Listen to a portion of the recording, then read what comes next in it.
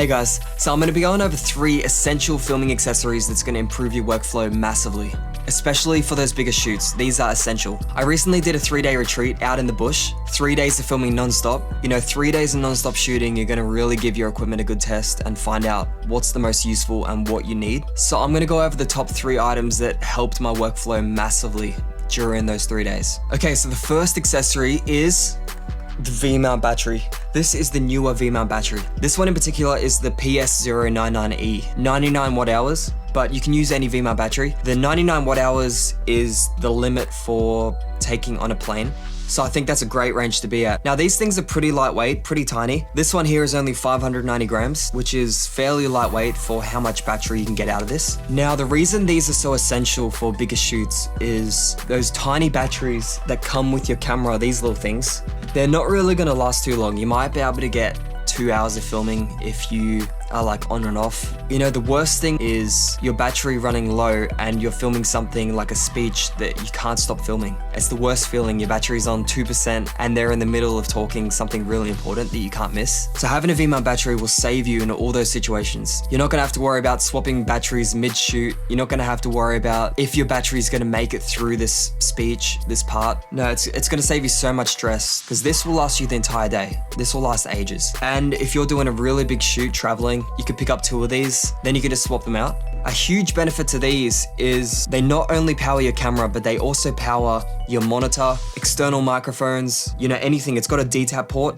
it's got 2 DC barrel ports, and it's got USB-C and USB-A. A lot of these more modern V-mount batteries have these kind of connections. This one in particular has up to 65 watts power, so you can fast charge your computer, you can fast charge your phone. I just use this battery plate. I'm looking at getting a rail system for the bottom of my camera, but for now, this is really portable, lightweight, folds up into nothing. When you got the cage on the bottom of the camera, this just slides on. It's really easy to take off and put on, which is handy when you need to maybe put your camera on a gimbal or something. The battery just sits on like this, just like that. This goes on the bottom of your camera. The good thing about this is it's not only providing all-day battery life for your camera, your monitor, whatever you need. Also, you can press it into your shoulder as you're filming and you can get really stable footage. It gives you a platform to hold your camera. So sometimes I haven't even got this plugged in and I'm just shooting with it because it's really nice to have a extra point of contact where I can support the camera.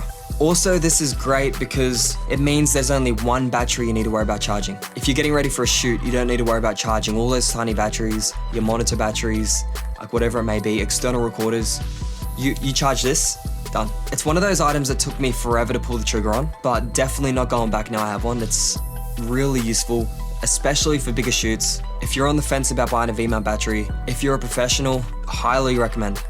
Okay, so the second item that's essential for bigger, more professional shoots that helped me a lot and also took me a while to pull the trigger on is a fluid head tripod. If you're doing video work, I think it's essential because everyone has those photography tripods and they're like, if you've used them, you know the pain of trying to balance the cameras on those with the little ball heads, and it's really hard to get perfect. The legs you gotta undo individually. You can't really get smooth panning movements. These are so nice. This is the Smallrig 80-100. Now I love this one because it's really heavy duty, professional. It's lightweight, carbon fiber legs. The panning system on this is really smooth. So you can pan and they're just gonna look so smooth. Even if you have a heavy camera, they're gonna look so smooth. So you got smooth panning and smooth tilting. You can loosen this if you're doing faster, more fast-paced stuff, or you can increase the resistance. Now it becomes really hard to pan, but it's gonna be even smoother.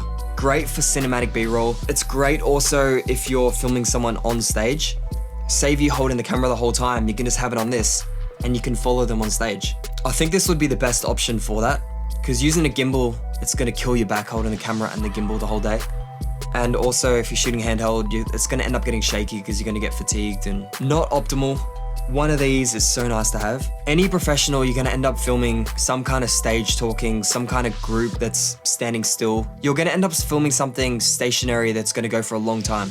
I've even had to film podcasts before where they haven't had a camera set up. It's kind of like a portable podcast. And I've had to film the whole thing handheld. That's like shooting for an hour and a half handheld, which is not fun. Just holding it, panning back and forth to each person because I was the only one with a camera. One of these would have been so nice. Now, I think the reason it took me so long to pull the trigger on this is obviously the price. Good quality fluid head tripods are not cheap. This one was only 650-ish Australian, which isn't actually too bad. There's some that can go up to 3 grand more. You know, they get expensive. One thing I love about this is 3 latches, lock, just like that. It's so easy to raise the tripod up instead of undoing each leg. So if you're gonna get a fluid head, definitely recommend you getting one that has this kind of quick adjustment feature. Obviously you can even pull the legs out more if you wanna get a wider, more supportive base. It's like this. There we go. So this goes pretty wide, very, very heavy duty, very secure. And if you need to lower it back down, so easy. There's a little knob here that you undo, and you can balance it up here. And there's a little ball head in there that you can see and balance it. Done, balanced. So you don't need to worry about each individual leg trying to get the perfect height. You can just balance this one thing.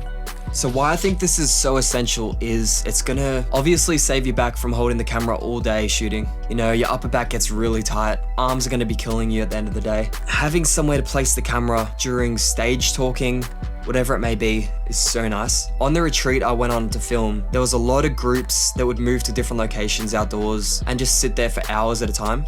So I brought this around with me everywhere, then I could just put this in a good location and leave the camera on here for like 80%.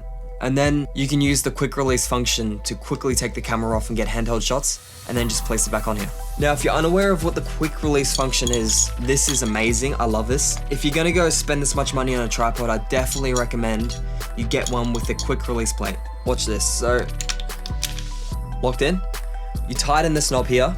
Okay, so this is fully secure. This isn't going anywhere. I didn't tighten the camera up fully, but yeah, this is fully secure, not going anywhere. I'll show you the panning with the camera on it. Yeah, so nice. Such smooth movements, as you can see. And then you can lock the tilting, just get panning if you want. Say you've been panning and then something interesting happens. All you do is you undo this little thing here, press in this thing at the back. That easy. I'll show you that again. So it's fully locked in. All you do, done. And then locked. I think this is essential to have a quick release system like this because it's so nice to be able to take your camera off really easy instead of having to unscrew the base plate, and it's not good. It took me a while to pull the trigger, as I said, on this. Now after getting it, no way I'm going back. This is amazing. I love this thing. It made this 3-day retreat shoot so much easier. There was one section there where I had to film 4 hours straight, and if I hadn't have had this tripod, my back would have been gone. The only con I have is it doesn't go super low. I ran into an issue where I had to film the testimonial and the person was sitting on a couch and they kind of sunk into the couch, and I couldn't get this low enough to reach eye level, which, you know, isn't good. I didn't want to really point the camera down at them. I had to slightly point it down like this. I wish this could just go a little bit lower because that's the only problem I have with it. So it's going to cover you in most situations, but, you know, as I said, someone sitting on a low couch, a low chair, you might not be able to reach eye level. I'm definitely going to be bringing this around with me on a lot of shoots. Okay, so the last accessory that I think is essential is 32-bit audio. It doesn't have to be these specifically, but these are the Rode Wireless Pro microphones, which record 32-bit audio internally. If you don't know what 32-bit audio is, it basically gives you way more dynamic range with the audio. So you'll never be able to clip. You know how when things get a bit too loud, someone screams, laughs, you get that distorted clipping sound? With 32-bit audio, you don't get that. The only downside is it doesn't record directly into camera 32-bit, it only records internally. So you do have to take the audio off this afterwards, drag it in your editing, and sync it up with the video. Which for interviews and things like that, it's not a big deal, just do like a clap. Makes it really easy to sync up. For most things, when I need to use 32-bit audio, it's only when things get too loud or things are too quiet. Because not only does it give you more flexibility with all the loud sounds to keep turning them down, also the quiet sounds you can turn up heaps without bringing in a lot of noise. Same with lighting. You shoot in like a flat color grade like S-Log3, you're gonna get more dynamic range in the highlights to be able to bring those down, bring back some information that's lost. Same with this. You can turn down the audio basically so you never clip. So if you're recording something really quiet and then all of a sudden someone starts laughing, you're not gonna have to worry about clipping. It gives you so much flexibility. I think this is essential. The worst thing is when you're filming someone and maybe the mic gets too close to their throat, maybe they talk a bit loud, and you get that dreaded distorted sound. I can just go in here, take the audio off, sync it up, fix it. And also if anything happens, like the signal cuts out or something happens on the camera, you have a backup audio source on this.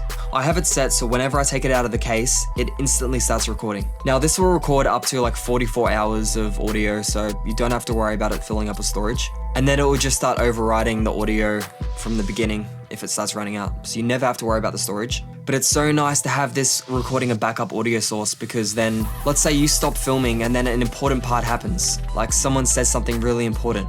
You have this always recording, so you don't have to worry about it. You can just start recording again on your camera and then use that audio, maybe layer over some B-roll or something.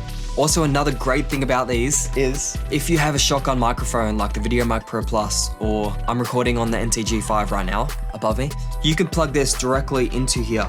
So that means the audio is getting recorded into this, going to this, recording 32-bit internally. So you can have this on your camera. Also, if you don't want to use the 32-bit, this will also transmit straight to your camera if you have the receiver on your camera. Maybe if you have two of these, you can have one mic'd up on someone, and then you're gonna have a secondary on your camera with this, a high quality directional shotgun microphone. Whenever I'm running a shotgun microphone, I always use this setup because then I know if anything gets too loud, I have a backup audio source, 32-bit audio on here. So yes, usually the setup I use is one mic'd up on someone and then one on the camera with a shotgun microphone plugged in. For a high-end audio setup, I'm gonna use the NTG5 microphone, which is just up here, as you can see. I'll use the NTG5 microphone plugged into a Wireless Pro directly on my camera. So if you're a professional, I highly recommend you looking into 32-bit audio because it's a game changer. It's gonna save you in so many situations, trust me. That's it for this video, thanks for watching. These were 3 items that have helped me massively on longer, more professional shoots. Let me know in the comments if there's any items you think I missed that are essential for your workflow. Also, let me know if you have any questions about these items and I'll go more in depth. Thanks for watching, I'll see you in the next video. Peace.